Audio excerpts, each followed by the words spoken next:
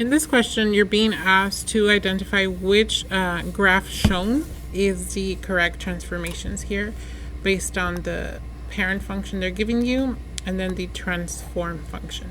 So back to transformations, just wanted to state that it's A and then B x minus C plus D. These are the four transformations, A, B, C, and D.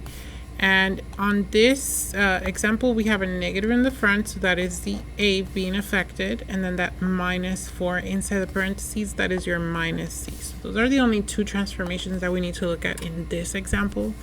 But just in general, remember A is your vertical stretch or compression. B will be your horizontal stretch or compression.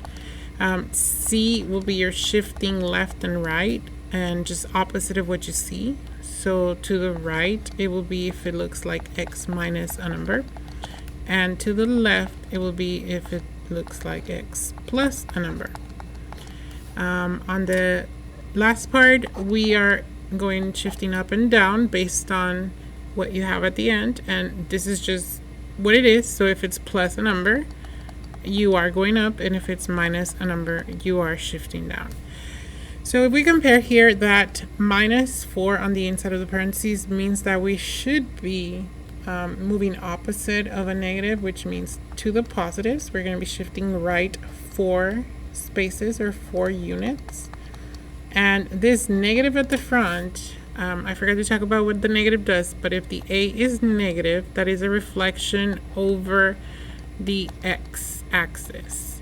And then if the B value is a negative, so we have negative B, that will be a reflection over the y-axis.